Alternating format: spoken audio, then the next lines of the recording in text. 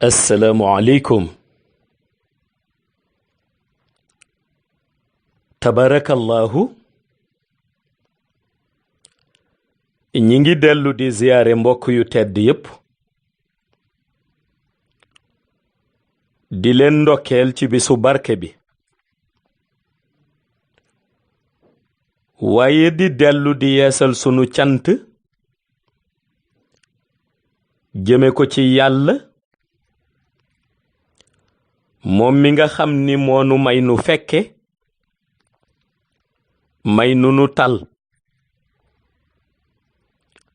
dellu di yeesal sunu ziyaara ci sang bu tedd bi di Seydi Ahmed te di yonent bi sallallahu alayhi wa sallam dellu di yeesal sunu nekk taalibe sunu teggin ak sunu tarbiya ci keppaaru sang bu tedd bi di Mawlaaya Cheikh Ahmed Tijani Cherif di ko ñaan mu nangul nu sunu nekk taalibe nangul nu sunu teggin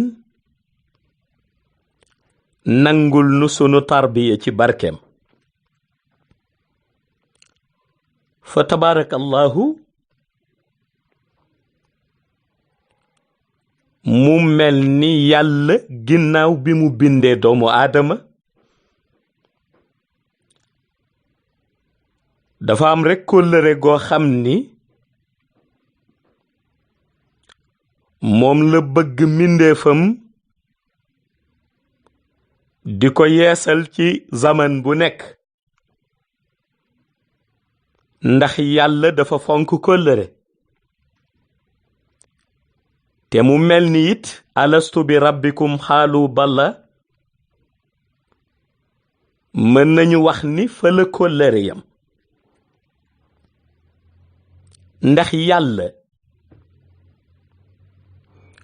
soo defee njàngat ci hikmaam faw nga yéemu ca na moo organisé ndax bu dajalee rox yi ci alamul arwaax ba noppi poser leen question dafa yëg ni boobu li rox yi doon xaar ci moom mooy moom borom bi mu entrer en communication ak ñoom ndax ruux yàlla daf ko bind ci simplicité looloo waral nga gis fa ñu leen di denc ñu mën ca jaare di flotter nam leen neexee ci air bi yàlla daf leen bind ci simplicité waaye fekk na it li muy bind rox ci simplicité yépp yëgaloon na ko ni xaqiqam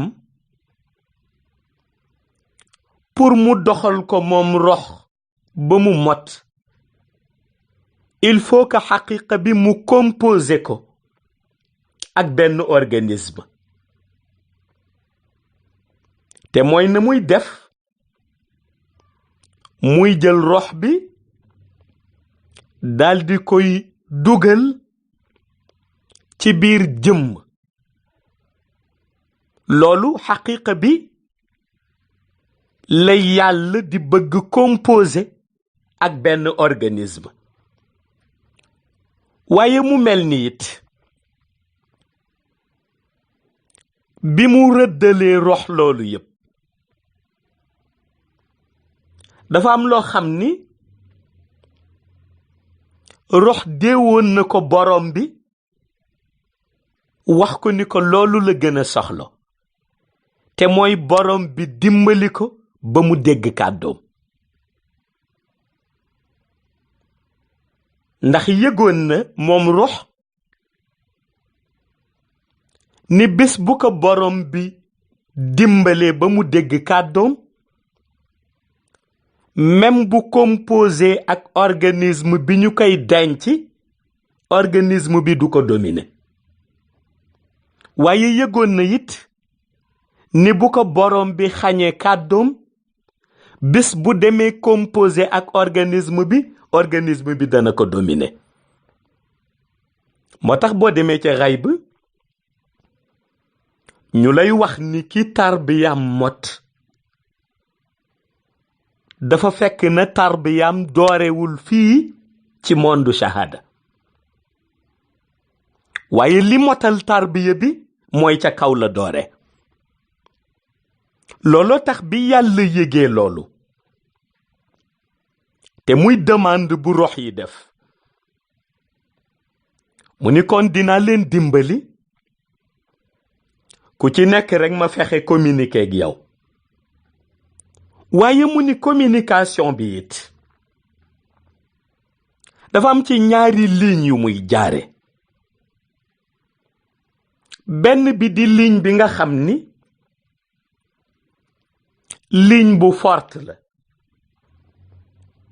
beneen bi di ligne bi nga xam ni it ligne bu faible la. waaye mu mel ni ligne bu forte bi li ko indi mooy ruuxu yonent bi sallallahu alayhi wa sallam. yàlla ci la war a jaarale communication bi muy jokkoog yonent bi ci alamul arwaax. waaye mu mel ni it ligne bu faible bi yàlla ci lay jaarale communication bi mu war a seq rox yi nga xam ni bu ñu dellusee ci monde bii di monde shahada dañuy weddi borom bi. te borom bi yëgoon boobu ci xikmaam ni kiy respecté signature bi war na communiquer ak moom. waaye ki nga xam ni bu ñëwee it du respecté protocole bi war na communiquer ak moom. moo tax mu wut ñaari ligne yooyu. ligne forte bi mu jaare ci message bi mu jëmale ci ruuxu yonent bi sallallahu alayhi wa sallam. moo tax récepteuru ruuxu yonent bi mu capté message bi rek daf ko jàllale waat ci yeneen ruux ya. ruux yim ko jàllale ci ñoom ñoo ñëw nekk njabootu yonent bi. waaye communication borom bi ci ligne faible bi mu jaar dem ci ruux yi nga xam ni bu ñu ñëwee fii ci shahada seen jëmm daf koy weddi. ñooñu it bi ñu ko jotee ak faiblesse bi ligne bi am yépp teewul jàllale nañ ko. waaye biñ ko jàllalee it ñi toppoon seen gannaaw ñépp ba ñu ñëwee dañu nekk seen njaboot, ñoom it weddi yàlla. waaye ku ci nekk rek sa mébét ci sa côté roxaaniyu borom bi fexe na indi communication bu ko mottali. looloo tax soo demee ci daara mag ñi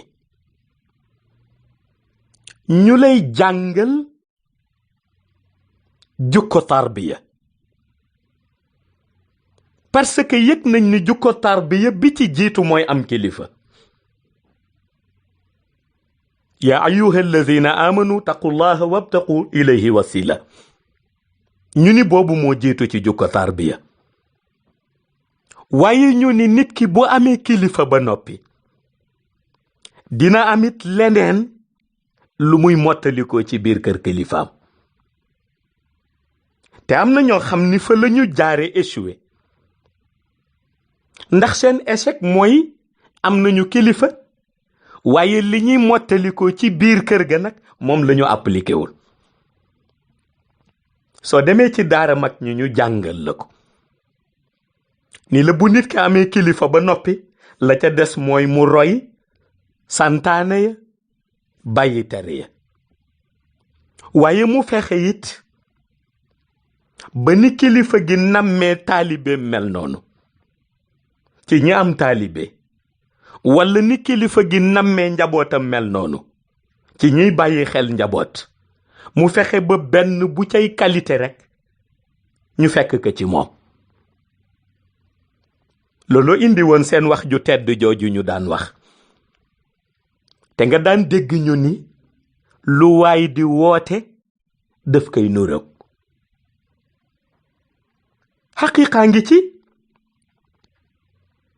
xaqiiqaa ngi ci ndax boo indee teggin bu tolloog ni li waay di woote daf koy niroog boobu da nga yëg ni bu ko ñëpp appliqué woon kenn ku nekk ci ñun jukko yonent bi sallallahu alayhi wa sallam lay amee parce que yonent bi moo jiitu ci kilifa yi. Mawlaay Cheikh Ahmed Tijani ginnaaw bi mu supervisé kër yonent bi sallallahu alayhi wa sallam ba noppi mu ñëw fexe ba njabootam mu yar leen ci organisation boobu. mag ñi doon Mawlaay Cheikh Ahmed Tijani it bi ñu ñëwee ku ci nekk yeesal sa côté yarit sa njaboot ci organisation boobu. waaye lu tax problème bi monde musulman bi di jànkoonteel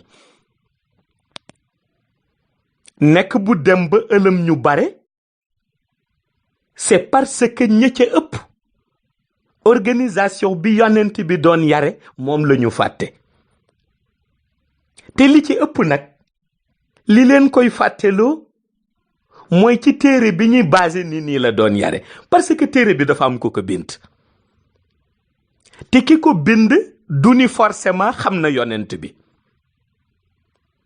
ndax yonent bi sallallahu alayhi wa sallam ci ay dimension rek lañu koy xamee.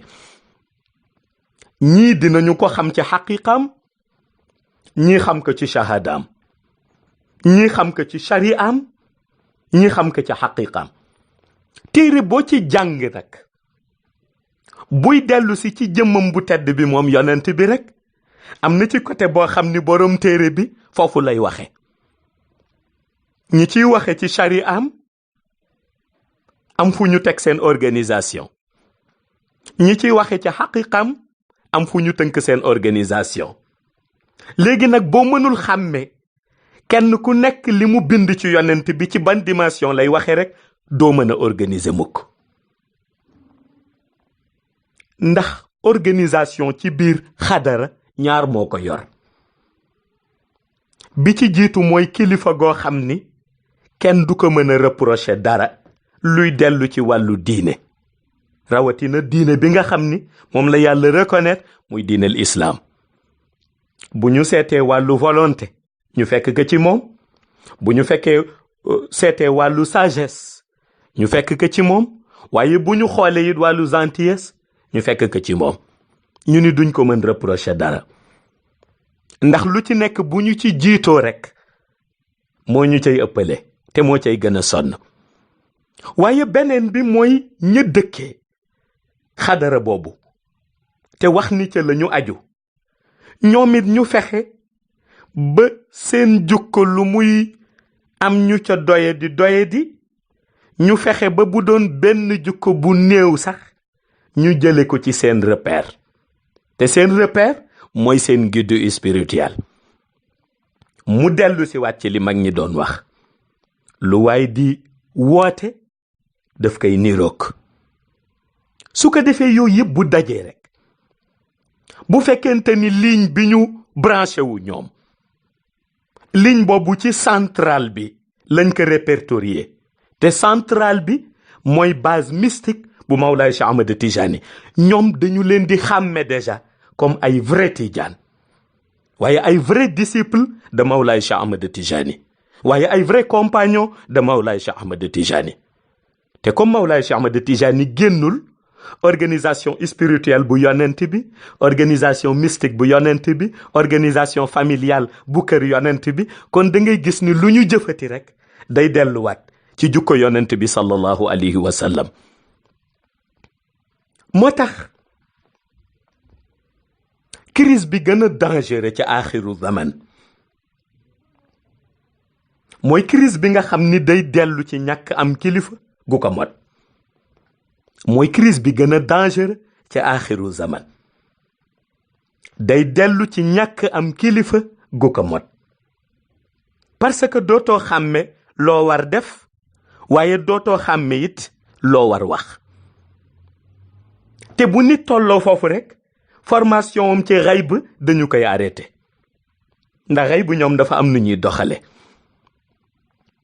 te bokk na ci seen doxalin bu ñuy tarbiya jëmm pour ise que ci yenn dimension yi ba ci dimension xutbaani yi nga xam ni moo leen di tax a jóg dafa am lu ñuy njëkk def ci moom bi ci jiitu mooy mu am confiance ci boppam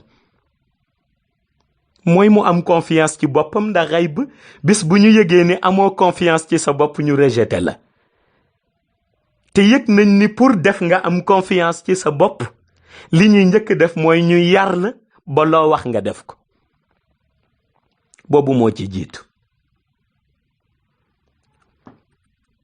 dañuy fexe yar la ba loo wax nga mottali ko loolu mooy bi ci jiitu waaye beneen bi it mooy bu ñu defee nga am confiance ci sa bopp ba noppi dañuy indi volonté ci yow parce que volonté bi li koy jur mooy ñu fexe ba loo war dox loo war jëf nga jëf ko ñu di la mottali ndànk-ndànk li ci des nag muy lañ lay mottalee mooy wàllu sagesse waaye sagesse bu ñuy puiser ci source yonent bi sallallahu alayhi wa sallam mooy koo gis rek nga xam na ngay àndeek moom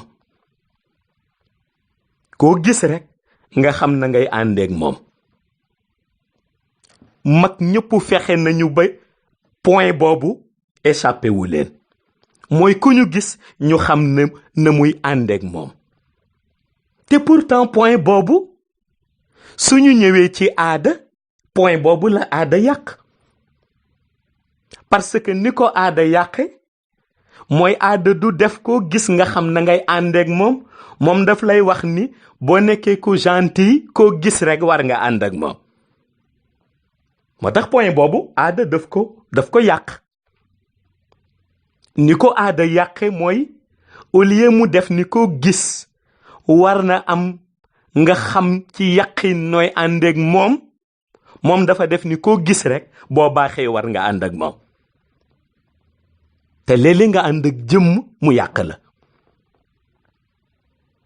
léeg-léeg nga ànd ak jëmm mu détourné la léeg-léeg nga ànd ak ko warul àndal ba noppi bàyyi fi ka nga war àndal waaye loolu ca xayb ñoom duñ ko delloo ci côté famille yi duñ ko delloo ci côté relation entre cousin ak cousine mais dañu koy delloo ci xaqiqa bu ñu ko delloowee ci xaqiqa mooy boo nekkee ci lumière yonent bi koy àndalati rek war na fekk mu jokk ci lumière bi wala mu bëgg jokk ci lumière bi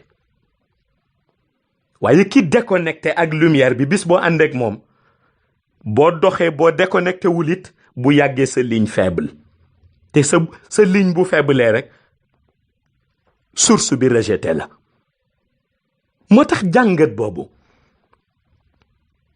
danay tax nit comprendre doxalinam ndax yàlla li koy ñor ci doomu aadama yépp mooy doomu aadama bi rek xam farataam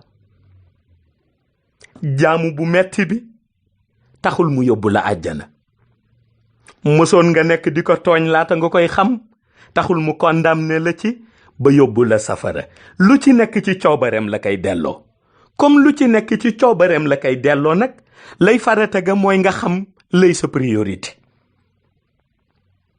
loolu la yàlla soxla ci nit bis bu ko jaam bi xamee rek borom bi moo koy njëkk respecté mooy nit ki xam luy priorité parce que na ko mbokk yu tedd ya daan waxe ni moom ki koy jaaxal moom borom bi toujours mooy ki nga xam ni xamul la mu bëgg ndax ki xam la mu bëgg borom bi ci yërmandeem àttan na ko may ki wax ni bëggul dara it borom bi ci patience am àttan na ko seetaan waaye ki nga xam ni xamul ndax bëgg na wala bëggul ñu ni bu borom bi doon jaaxle kooku moo koy jaaxal te fekk na kooku xamul priorité moo tax te loolu la borom bi di chercher ci doomu aadama loolu lay chercher ci yeneen mbindeef yi boo gisee malaaka yi dem ba ñeme revendiquer ni ñoom amuñu xalaat lu dul lu borom bi wax ñu def, lu mu tere ñu bàyyi, borom bi indi leen ba boole leen ci les rapprochés,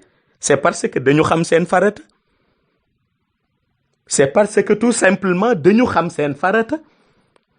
moo tax borom bi demande ñi ni nangu nañu ni moo leen bind, mu ni na ngeen xam seen farata. bu ngeen xamee seen farata rek mën a ànd ak man. réalité boobooy dox. te réalité boobu Mawlaay Cheikh Ahmed Tijani Chérif nee na balaa muy gën a am solo, nee na ñu toll ci période de crise.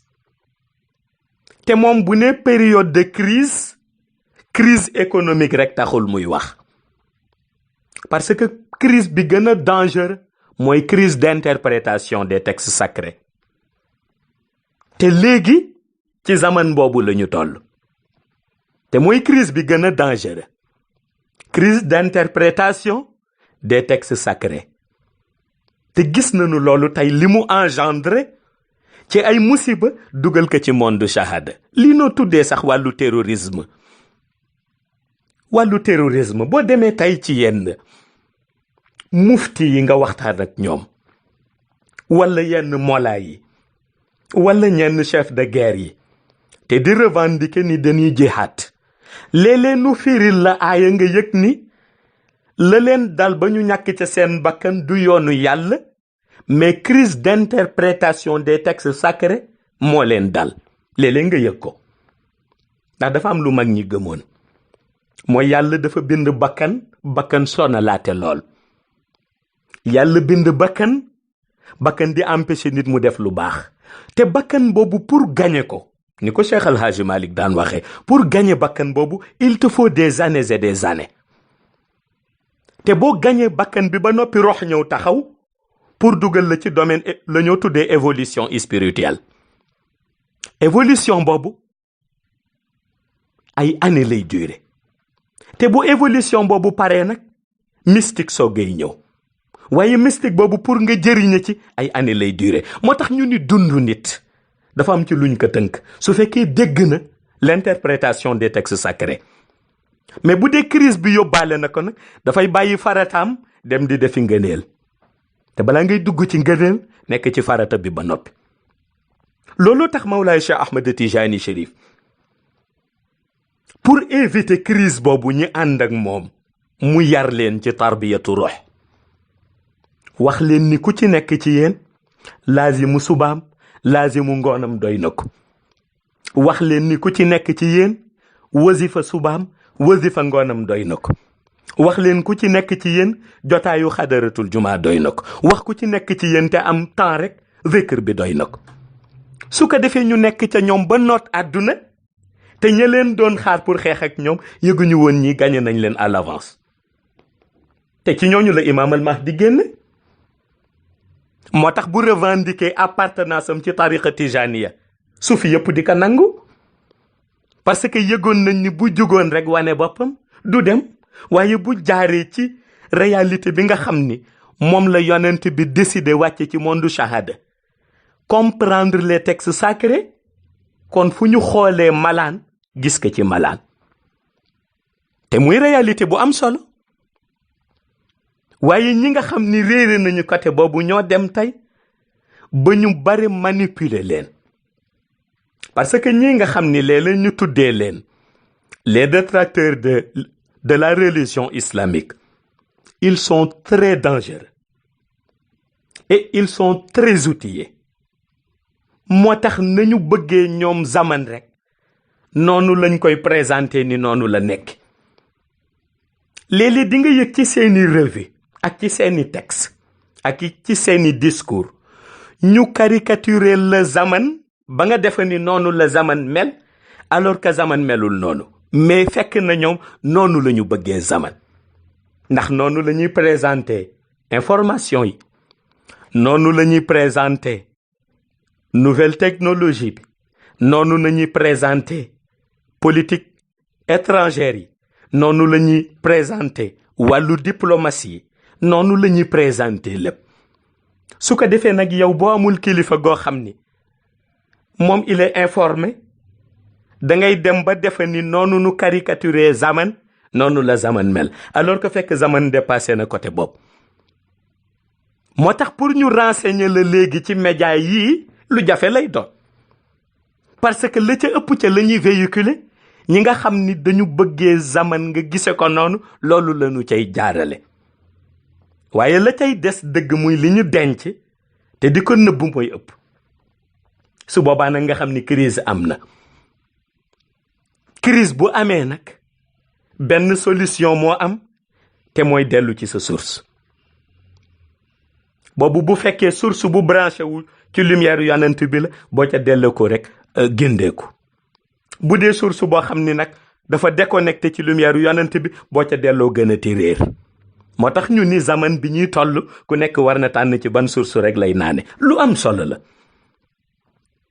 lu am solo la parce que problème bi dal monde islamique bi du problème mu jàkk te ñu baree ngi xeex war nañu tabax fii jàkk diw bañ na du ma ka nangu te du problème mu jàkk. problème bi dal monde islamique bi du problème mu alxuraan te ñu baree ngi xeex kii waxoon na dana jël kayitu alxuraan bi làq ko du ma ka nangu te mi ngi yor kaamil ci néegam. problème bi dal monde islamique bi du problème mu kurus waaye du problème mu malaan mais du problème mu lieu bu nit war a defee conférence islamique am. problème bi dal monde islamique bi yëpp mooy problème mu jullit bi xamul priorité am te boo xamul sa priorité rek dugg ci loo xam ni du noonu parce que jullit priorité mooy yàlla nam ko tënkee ci mu war ko jaamu guddeeg bëccëg. priorité mooy yàlla nam ko tënkee ci responsabilité envers sa famille spirituelle ak famille bi nga xam ni ñoom nga bokkal. jullit priorité mooy responsabilité bi ko yàlla tënke mu war sàmm roxam ba bu ko malaaka mawti dee jël si rox ba leer na mu leere woon ba muy dugg ci moom. boo bàyyee loolu rek dugg ci leneen. moo tax léeg-léeg nga gis kuy guerre ci jàkk fekk na jàkk yu bare ña ngi cay julli te yàlla nanguwul seen julli. nga gis kuy xeex ci malaanu wadifa fekk malaan yi Mawlaay Cheikh Ahmad Tijani Chérif di nangu bareetuñu. waaye ngay gis kuy xeex ci kurus fekk lu mu zikr ci làmmiñam lay am. loolu nag pour comprendre que yëpp da ngay delluwaat ci source bi mais boo ci continuer di dox rek crise bi nga xam ni dafa xew daf lay dal te mooy crise bi am ci l'interprétation des textes sacrés.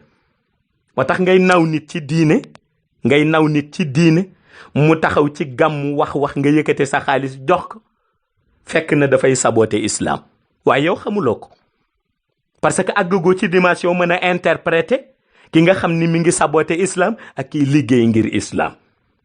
moo tax nga mën a naw nit ci tariqa mu wax nga déglu ko yëg ni la muy wax dara du ci xaqiqa tariqa bi mais lu tax mënuloo ko xàmme. te zaman boobu bu ñu ca toll li ñuy wax ci métitu aaxiru zaman yépp foofu lay teere. kon bàyyiwaat xel daayira yi bàyyiwaat xel mag ñi bàyyiwaat xel ndaw ñi bàyyiwaat xel àdduna bi bàyyiwaat xel réew mi farata piir la ci jamono ji ñu toll. parce que des na tuuti ku ci bàyyiwul xel rek boo moytuwul riir bi xew léegi yóbbaale la te riir bi xew léegi mooy ku nekk na liggéey ak intérêt personnel am fàtte intérêt islam bi fàtte intérêt tariqa bi. ku nekk rek woo la waaye bu la wooye ba nga ñëw du la dugal ci islam du la dugal ci tariqa bi ci boppam la lay delloosi. te crise boobu bu amee rek réer dafay gën a bare. moo tax bàyyiwaat ko xel farata la. yàlla may na doomu aadama xel bu mu analyser waaye may na ko rox bu ko mën a gudde la ca des nag mooy mu utiliser xel mi di analyser utiliser kurusam di zikr salaatul fatiha pour roxam di ko gidde. kon loolu rek la ñu indi woon tey ci recommandation di ñaan yàlla ci barke yonent bi barke Mawlaay Cheikh Ahmad Tijani mu nangul nu def nu nekk taalibeem xàqan may nu nuy dund ak moom dundu zahir ak dundu baatin may nu nuy dund ak moom dundu abadan ba biir illiyin. assalaamu aleykum wa rahmatullahi taala wa barakatuhu.